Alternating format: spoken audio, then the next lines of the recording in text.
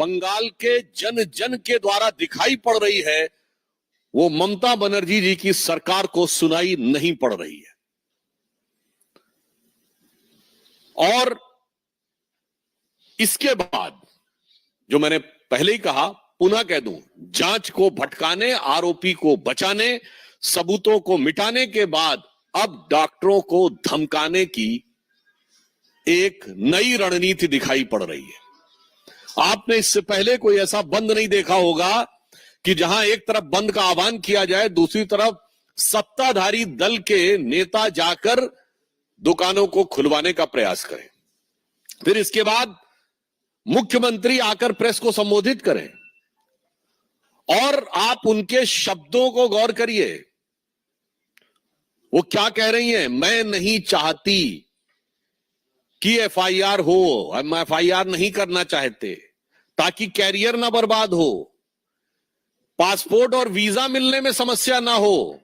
मुझे लगता है कि देश की प्रबुद्ध जनता और पश्चिम बंगाल, जहां की प्रबुद्धता कई शताब्दियों से बहुत प्रसिद्ध है, वो इसका अर्थ, भाव और अभिव्यक्ति न समझ पा रहे हो, ऐसा संभव नहीं है। भारतीय जनता पार्टी स्पष्ट रूप से कहना चाहती है कि शब्दों के हेरफेर के साथ ममता बनर्जी जी ने सीधे डॉक्टरों को धमकाने का काम किया है और एक प्रकार से उनके कैरियर के ऊपर प्रश्न चिन्ह लगाने का काम शब्दों के मायाजाल के अंदर किया है, ताकि प्रत्यक्ष में जो दिख रहा है, ठीक वैसे ही जैसे सरकार का मुखौटा कुछ और दिख रहा है पश्चिम बंगाल में और मुख कुछ और दिख रहा है, उसी प्रकार से इस प्रेस कॉन्फ्रेंस में शब्द कुछ है और भाव क्या है ये सबको समझ में आ रहा है। और इतना ही नहीं, इसके उपरांत उनका यह कहना, जो मुझे लगता है कि एक प्रकार से पश्चिम बंगाल सरकार की बहुत दुखद और खिसियाहट की भी अभिव्यक्ति है, यह कहना कि चुनाव करवा लो। मैं पश्चिम बंगाल की मुख्यमंत्री ममता जी से कहना चाहता हूं, महोदया, इस पीड़िता के साथ न्याय का विषय चुनाव का विषय नहीं है। यह सबूतों के आधार पर कानून की अदालत में साबित होकर दोषियों को सजा दिलाने का विषय है। यह न्याय का विषय है, चुनाव का विषय नहीं है। जिसकी सत्ता होगी, न्याय उसी के पक्ष में होगा। यह सोच संविधान के लिए सबसे खतरनाक सोच है। और मैं कहना चाहता हूं, संविधान खतरे में कैसे हो सकता है, इसकी आपको वानगी देखनी है तो पश्चिम बंगाल में देख लीजिए, जहां का मंत्री कहता है कि जो उंगली उठेगी मुख्यमंत्री जी के खिलाफ वो तोड़ दी जाएगी, मिस्टर गुहा। जहां का सांसद कहता है कि ये लोग जो भी कार्य कर रहे हैं इनको अंजाम भुगतना पड़ेगा, अरूप चक्रवर्ती। और जहां की मुख्यमंत्री कहती हैं कि मैं नहीं चाहती कि एफआईआर हो, मैं नहीं चाहती कि कैरियर खराब हो। और आप कल्पना करिए, यदि ख्वाबों ख्यालों में इनकी केंद्र में सत्ता होती तो उंगली तोड़ दी गई होती, अंजाम भुगतवा दिया गया होता और कैरियर बर्बाद कर दिया गया होता। इसमें किसी प्रकार का कोई संशय नहीं है। यह कृत्य बहुत साफ दिख रहा है और कांग्रेस के ही नेता अधीर रंजन चौधरी जी तक बोल चुके हैं कि there is no democracy in Bengal. मैं उस समय वो नेता प्रतिपक्ष थे, तो मैं कह सकता हूं कि कांग्रेस के तत्कालीन नेता प्रतिपक्ष ने जब यह शब्द प्रयोग किया था, there is no democracy in Bengal, आज वह बिल्कुल शब्दशः चरितार्थ होता दिख रहा है। और इसके उपरांत मैं दुख के साथ कहना चाहता हूं, ममता जी, आप वही ममता जी हैं जिन्होंने रेप के विरुद्ध इतना बड़ा आंदोलन और संघर्ष किया था। मैं देश को बताना चाहता हूं कि ममता बनर्जी जी जब हम लोगों के साथ थी अटल जी के सरकार के दौर में और बाद में, तो उन्होंने स्वयं ये बताया था कि पश्चिम बंगाल में कम्युनिस्ट सरकार की पुलिस ने उनके ऊपर इतने आघात किए थे कि उनको मृत समझ के वो लोग छोड़ गए थे। यदि उन्हें पता होता कि जीवित है तो शायद ना छोड़ते। मैं पूछना चाहता हूं ममता जी, आज आपकी संवेदना इतनी मृत हो गई कि बजाय आप दोषियों को सजा दिलाने के, आप वही ममता जी हैं। आज आप किसको बचाने में लगी हैं? ये डे वन से दिखाई पड़ रहा है कि प्रिंसिपल को दूसरे कॉलेज का प्रिंसिपल बनाना, उसके उपरांत उस जगह को सील ना करना, क्राइम सीन को सील ना करना, उसके बाद क्राइम सीन के पूरे इलाके में तोड़फोड़ हो जाना, उसके बाद सीबीआई को ट्रांसफर ना करना, और अब ध्यान भटकाने के लिए कहते हैं फांसी देने की बात। तो मैं बताना चाहता हूं, फांसी यहां एक प्रक्रिया के तहत दी जाती है। अफसोस की बात यह कि सर्वोच्च न्यायालय ने स्वयं कहा कि सबूत तो आपने इतने मिटा दिए हैं, सबूतों के साथ इतनी छेड़छाड़ कर दी है, ताकि ये काम आसान नहीं है। और अगर आपके मन में इतना है तो मैं पश्चिम बंगाल सरकार से पूछना चाहता हूं, रेप के कितने मामलों में फांसी दिलवा दी है? वो अपना कन्विक्शन रेट बताएं। इससे बहुत साफ है कि जो कुछ पश्चिम बंगाल में हो रहा है वो मुझे लगता है एक पीड़िता के साथ होने वाले न्याय का मजाक और आघात ही नहीं है, संविधान की मूल भावना पर सबसे बड़ा आघात है। और इंडी गठबंधन के ये सारे दल इसमें शामिल हैं। जो बात मैं पहले कह चुका था उन्हें पुनः मैं रिपीट कर रहा हूं। तृणमूल कांग्रेस का वकील कौन है? कपिल सिब्बल, जो राज्यसभा सांसद कहां से हैं?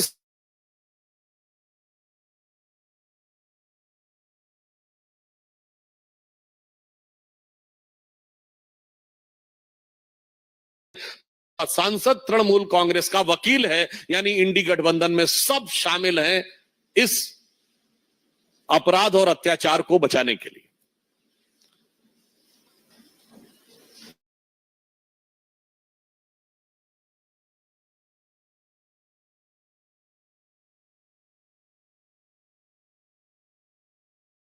हमारे कार्यकर्ता आज लाठी डंडे सह रहे हैं, हिंसा सह रहे हैं, वो हिंसा के लिए बहुत साफ हम कहना चाहते हैं, ये तो वो सरकार है 2021 में जिसका आगाज ही हिंसा के साथ हुआ था और इसके लिए हाई कोर्ट से फटकार लगी थी।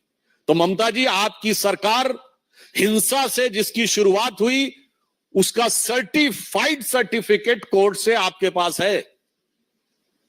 और मैं पूरे देश को यह भी याद दिला देना चाहता हूं कि पूरे देश में अनेक राज्यों में एक समय में चुनावी हिंसाएं होती थी। मैं नाम नहीं लेना चाहता, कई राज्य थे जहां चुनावी हिंसा की बड़ी चर्चा होती थी। अब सब राज्यों में चुनावी हिंसा समाप्त हो गई। केवल एक ही राज्य है जहां से चुनावी हिंसा की खबरें आती हैं और वो है पश्चिम बंगाल। तो ममता जी, आपकी सरकार की में चुनाव में हिंसा होती है, जीतने के बाद हिंसा होती है, और इसीलिए आपके दिमाग में भी इतनी घनघोर और दर्दनाक हिंसा करने वालों के बचाव की जुगत सरकार कर रही है। और मैं यहां यह भी कहना सकता हूं, हो सकता है ममता जी बड़ी बेबसी में भी हो, क्योंकि आपने जिन आपराधिक तत्वों का साथ लिया था, मुझे लगता है कि उनके हौसले बुलंद इतने हो गए हैं कि शायद ममता बनर्जी के लिए इसके अलावा कोई चारा नहीं है कि वो उसका बचाव करे, क्योंकि शायद उनको रोकना उनकी क्षमता से बाहर हो गया। एक दूसरे महत्वपूर्ण विषय की तरफ हम आपका ध्यान आकृष्ट करना चाहेंगे, पश्चिम बंगाल के अत्याचार के बाद कर्नाटक के भ्रष्टाचार की तरफ। आप सभी यह जानते हैं कि कर्नाटक में जब से कांग्रेस की सरकार आई है, भ्रष्टाचार के एक के बाद एक नए अध्याय सामने आ रहे हैं। पहले महर्षि वाल्मीकि SC/ST डेवलपमेंट बोर्ड का भ्रष्टाचार, मतलब आप सोचिए कि अनुसूचित जाति जनजाति, ये जाति गिनाने वाले राहुल गांधी जी, आपकी डायरेक्ट सरकार है वहां, इंडी गठबंधन की सरकार नहीं है, और उसके पैसों का ऐसा दुरुपयोग कि इस ढंग के फैक्ट सामने आए कि गाड़ियां खरीदी गई हैं, ज्वेलरी खरीदी गई है। शुरू में आपने उसको डिनाई किया और बाद में मुख्यमंत्री को स्वीकार करना पड़ा। और इसके अलावा जो मिस एप्रोप्रिएशन ऑफ फंड्स हुआ, उसके बाद मुख्यमंत्री के परिवार के ऊपर मैसूर अर्बन डेवलपमेंट अथॉरिटी में लैंड का विषय, जिसके ऊपर की राज्यपाल ने केस चलाने की परमिशन भी दी। और अब जो ये ताजा मामला आया है वो इसलिए महत्वपूर्ण है कि एक हाईटेक पार्क में, एरोस्पेस पार्क में जो लैंड अलॉट होनी थी, वो लैंड अलॉट होने के लिए मैं एक नया तथ्य आपके सामने रखना चाहता हूं। 14 फरवरी 2024 को department of social justice and welfare Karnataka सरकार ने यह लेटर लिखा है कि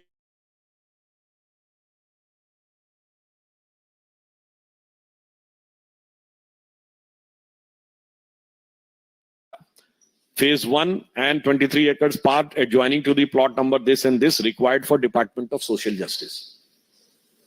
जब डिपार्टमेंट ऑफ सोशल जस्टिस ने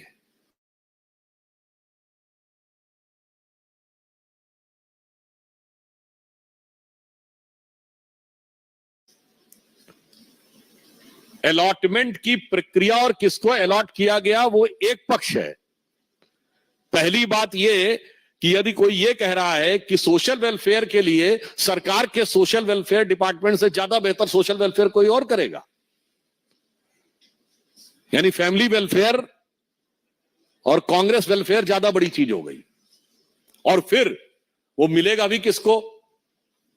तो उसी को मिलेगा जिसकी सरकार में सबसे ज्यादा शक्ति होगी। तो किसको मिला है?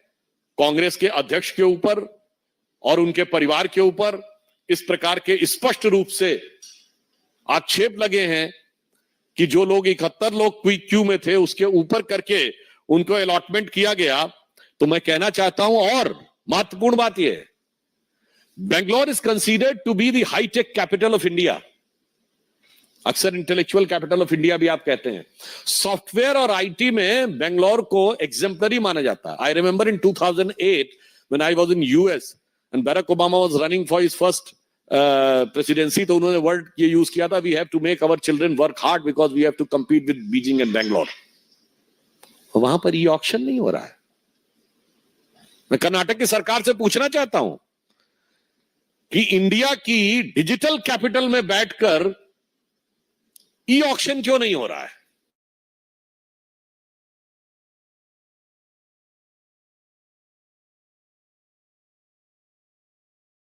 लाया तो डीबीटी किया, direct benefit transfer. Digital technology का यूज करिए। और ये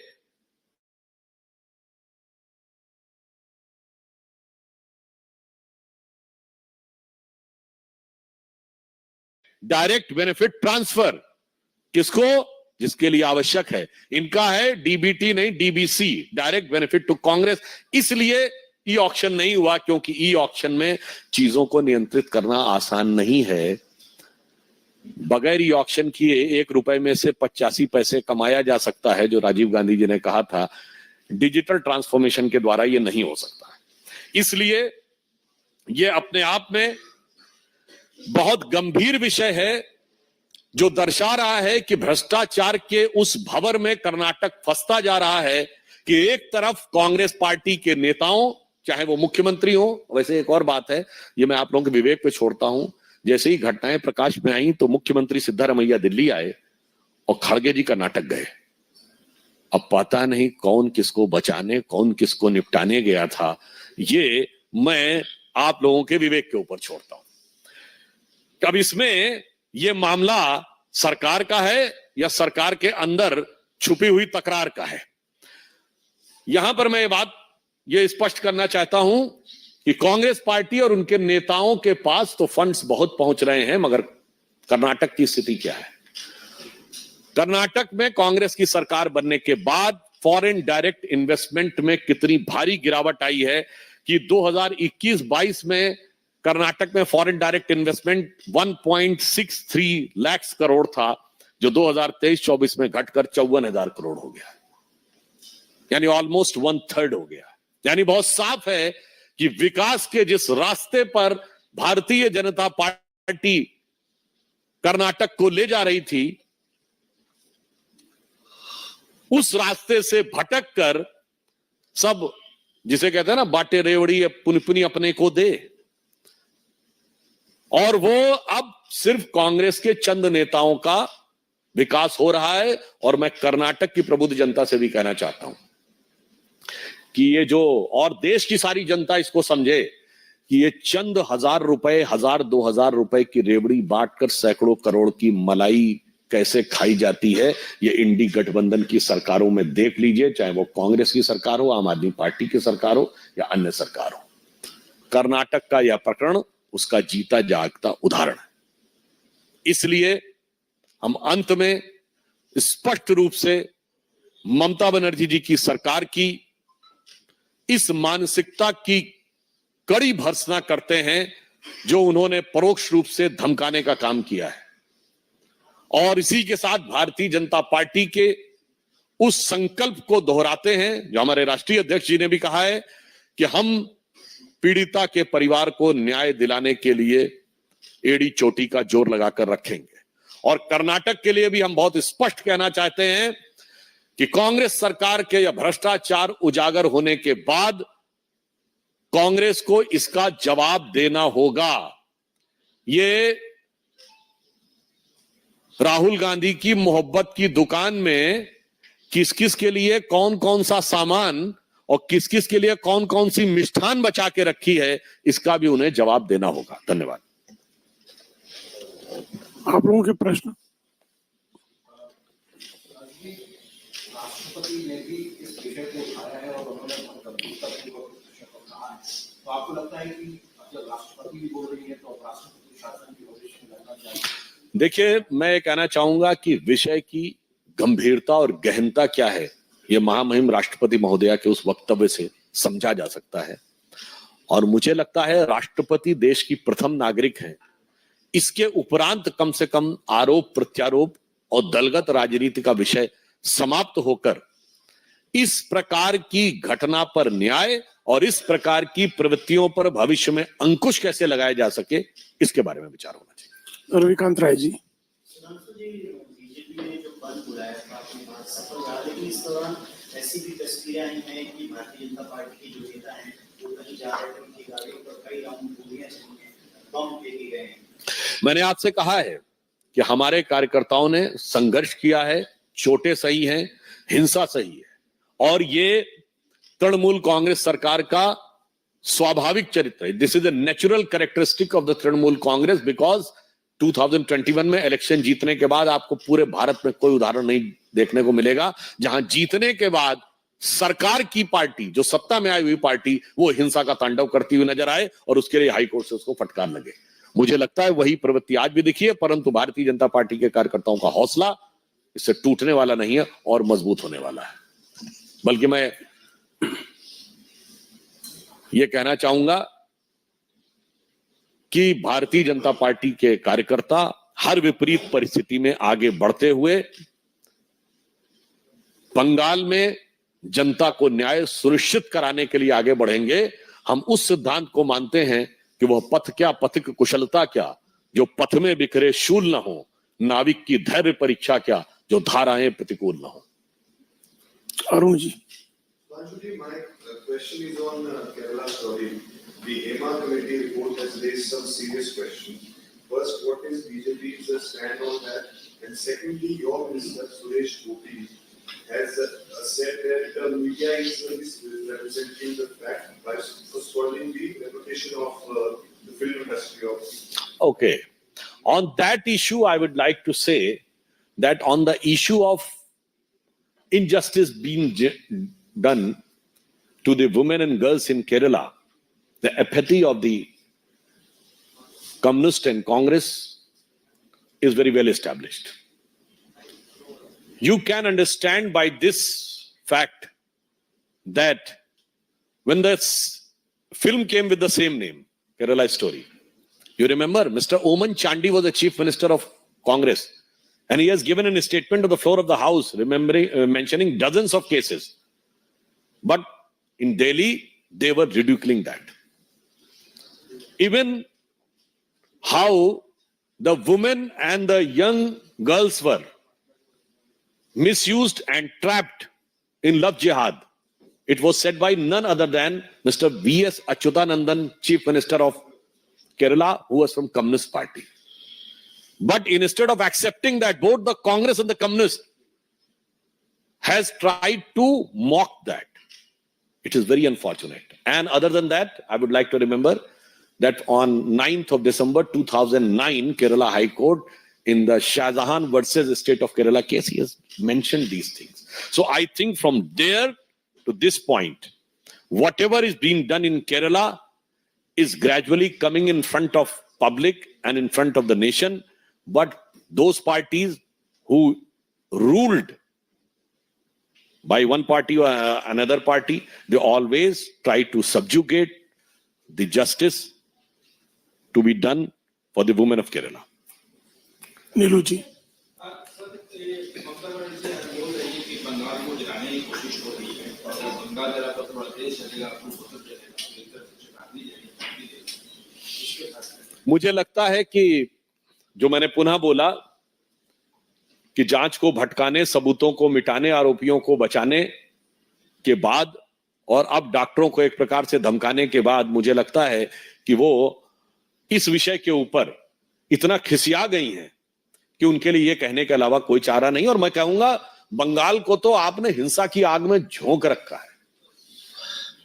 इन्फिल्ट्रेशन से लेके अपराध तक की हिंसा। क्यों, अभी कुछ दिन पहले की तो बात है जिसमें पिटाई हो रही थी और उसके लिए एक तृणमूल कांग्रेस का विधायक खुलेआम बोलता है कि हाँ जी वो ठीक है, वो तो मजहबी मान्यता के अनुसार थी। कोई इस घटना से कनेक्शन है उसका? ममता बनर्जी जी के राज्य में पश्चिम बंगाल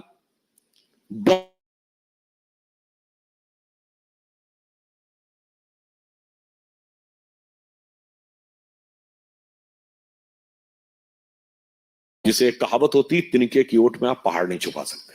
आनंद जी। सर, टीएमसी ने बोला है कि हम जल्द ही एक सेशन लेकर आएंगे, उसमें कैपिटल पनिशमेंट को रेप केस पर कैपिटल पनिशमेंट के लिए रखेंगे। क्या बीजेपी इस पर सपोर्ट करेंगे या सिर्फ उसको पॉलिटिसाइज करेंगे? अभी तक उन्होंने कितना कन्विक्शन रेट किया, पहले पॉलिटिसाइजेशन खुद बता देना। अभी तक रेप के कितने मामलों में, एक्ट तो छोड़िए, कन्विक्शन रेट बताए वहां की सरकार, कितनों के खिलाफ कार्रवाई की है? मुझे लगता और कुछ नहीं है। एक बार फिर इस दुखद घटना पे पर्दा डालने का एक और दुखद प्रयास राजनीति करने का, इसके अतिरिक्त तो कुछ भी नहीं है। और जहां तक रेप विक्टिम की बात है, हमारी सरकार आने के बाद, नियमों में मोदी जी की सरकार आने के बाद परिवर्तन हुआ। नाबालिग बच्चियों से बलात्कार के लिए मृत्युदंड का प्रावधान हुआ है। जो सजा थी वो 20 साल तक की गई है। इस प्रकार हमने उस प्रावधानों को और कड़ा किया है। मगर मैं ममता जी से कहना चाहूंगा, ये कानून का मामला नहीं है, ये आपकी सरकार की मानसिकता का मामला है। जब तक ऐसी मानसिकता के लोग सरकार में बैठे रहेंगे, कानून से बचाव का रास्ता खोजते रहेंगे। मैं उनसे पूछना चाहता हूं, सर्वोच्च न्यायालय जो कहा है कि आपने सबूतों के साथ छेड़छाड़ कर दी है, जिसकी वजह से साबित होना बंद हो गया है, पहले ममता बनर्जी ये बताएं कि उन लोगों के खिलाफ कार्रवाई के लिए कौन सा एक्ट ला रही है जिन्होंने सबूतों को नष्ट किया है। आदरणीय आमोद जी।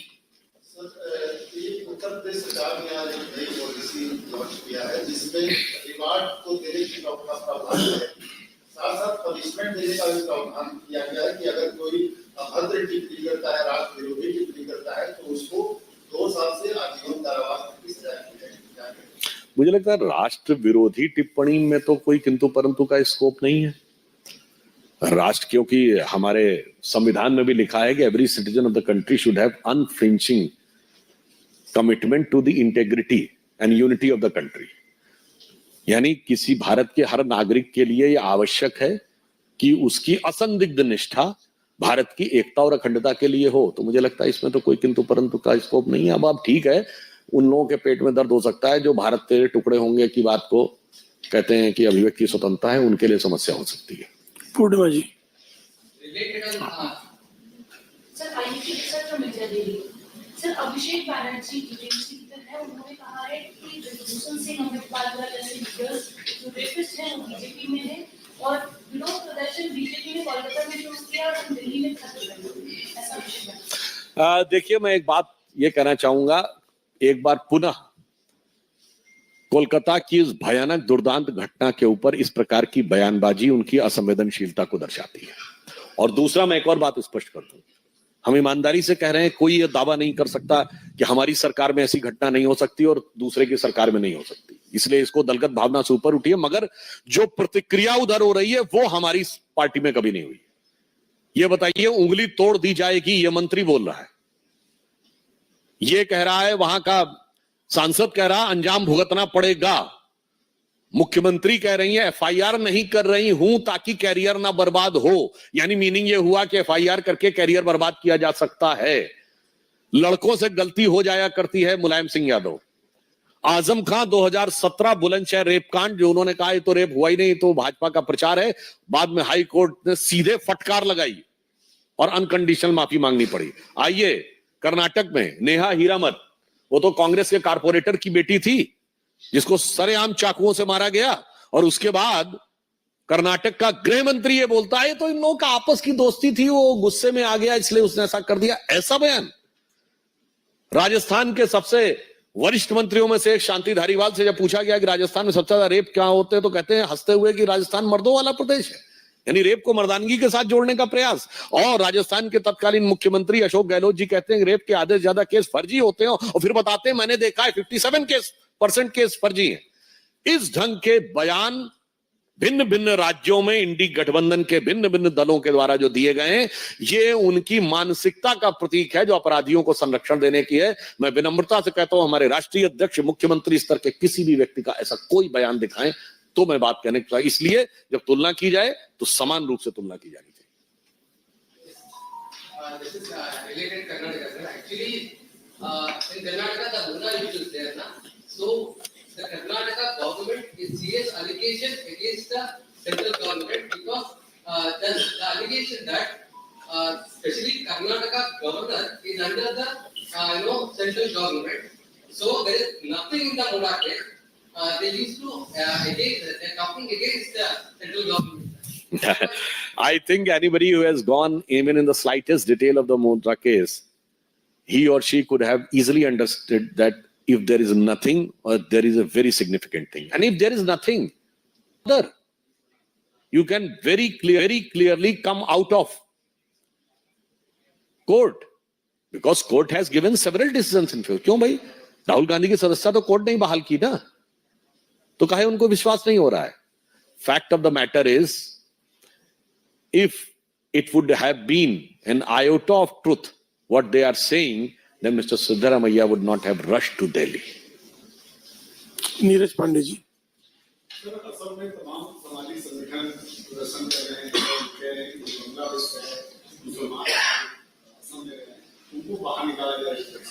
राज्य सरकार के मुखिया भाषण में मुख्यमंत्री ने दिया कि जो बाहर के मुस्लिम हैं मियां, उनको हम राज्य को ओवरटेक करने देंगे। देखिए, ये बहुत गंभीर विषय है और आज से नहीं, जब असम एकॉर्ड हुआ था उस जमाने से है। अफसोस की बात है कि पूर्ववर्ती सरकारों ने इस विषय के ऊपर कोई गंभीर प्रयास नहीं बल्कि इसको बढ़ाने का प्रयास किया। इसमें मैं आपको एक फैक्ट बता देना चाहता हूं। आप लोगों ने आईएमडीटी एक्ट का नाम सुना होगा। जानते हैं आईएमडीटी एक्ट क्या बना दिया गया था? कि अगर कोई विदेशी है और आपको शक है कि वो विदेशी है, वो भारत का नागरिक नहीं है, तो उसकी जिम्मेदारी नहीं कि वो ये साबित करे कि वो भारत का नागरिक है। आरोप लगाने वाले की जिम्मेदारी है कि वो साबित करे बांग्लादेश से कागजात लाके कि वो नागरिक है। सोचिए, ऐसा खतरनाक कानून। और this was quashed by Supreme Court in 2006। और उसके अगेंस्ट कौन गया था? हमारे पूर्व मुख्यमंत्री सर्बानंद सोनोवाल गए थे। और उसको क्वैश करते समय सुप्रीम कोर्ट ऑफ इंडिया ने लिखा है कि आईएमडीटी एक्ट को क्वैश करते समय कि this Bangladeshi infiltration amounts to external aggression over India. राज ममता बनर्जी क्या कहती, मैं देखती हूं कौन निकालता है। और फिर मैं कहना चाहता हूं, वो जो बात हमने आपको कही थी, याद दिला दें, अभी हाल ही में संपन्न लोकसभा चुनाव में सबसे रिकॉर्ड जीत किस लोकसभा से हुई है? हाईएस्ट जीत का रिकॉर्ड किस लोकसभा का है?